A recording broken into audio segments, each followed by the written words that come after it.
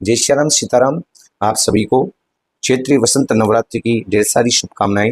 नव संवत्सर आप सभी के लिए अच्छा हो।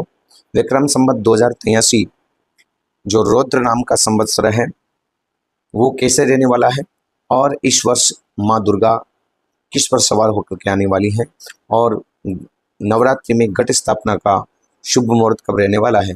विक्रम संवत 2083 रौद्र नाम के जो संवत्सर है, शक संवत 1948 चैत्र कृष्ण पक्ष अमावस्या उस दिन प्रतिपदा भी रहने वाली है और गुरुवार तारीख 19 मार्च 2026 को ये नया संवत्सर रहने वाला है। चैत्र शुक्ल प्रतिपदा को सूर्योदय के समय ही ब्रह्मा जी ने सृष्टि की रचना की थी। इसी दिन विक्रम संवत का प्रारंभ हुआ था। चैत्र शुक्ल प्रतिपदा का क्षय हो रहा है 19 मार्च 2026 गुरुवार को सूर्योदय के पश्चात 6:54 से प्रारंभ होगी। प्रतिपदा तिथि 20 मार्च 2026 को प्रातः 4:52 तक रहेगी। दोनों दिन 19 और 20 मार्च को उदय व्यापिनी प्रतिपदा नहीं है। यदि दोनों दिन चैत्र शुक्ल प्रतिपदा उदय व्यापिनी तिथि न हो तो पहले दिन ही संवत्सर का प्रारंभ हो जाता है। इस वर्ष नव संवत्सर का प्रारंभ 19 मार्च 2026 को ही होगा। इसी के वार के अनुसार गुरुवार इस वर्ष का राजा होगा।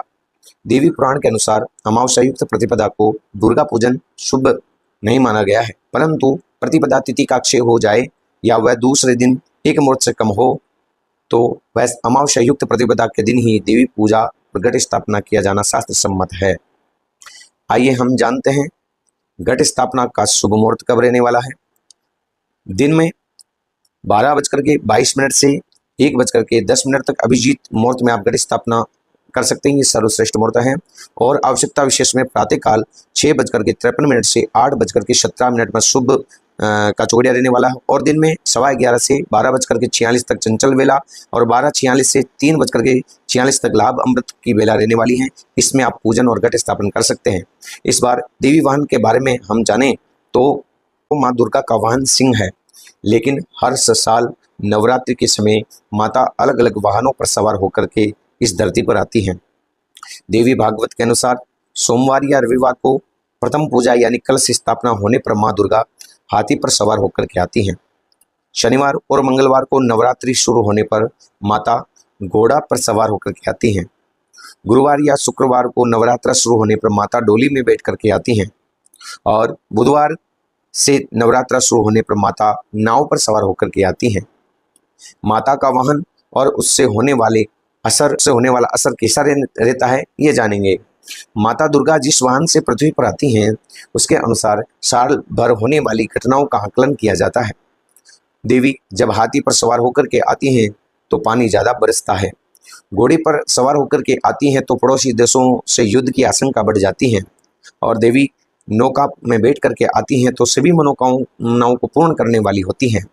और माता जब डोली पर बैठ करके आती हैं तो महामारी का भय बनाती हैं। किस दिन कौन से वाहन पर सवार होकर जाती हैं इसके बारे में भी हम जानकारी लेंगे।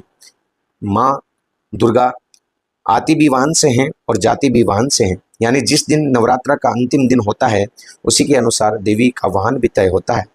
देवी भागवत के अनुसार रविवार और सोमवार को देवी बैसा की सवारी से जाती हैं। यह देश में रोग और शोक बढ़ाता है। शनिवार और मंगलवार को देवी मुर्गा पर बैठ करके जाती हैं जिससे दुख और कष्ट की वृद्धि होती है।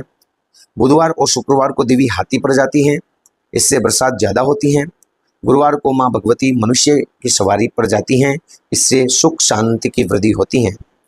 इस प्रकार माँ दुर्गा वाहन से आती हैं और वाहन से जाती हैं। इन सभी के अलग अलग फल बताए गए हैं।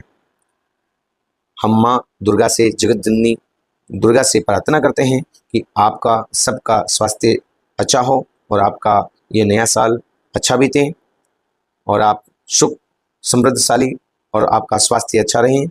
जय श्री राम।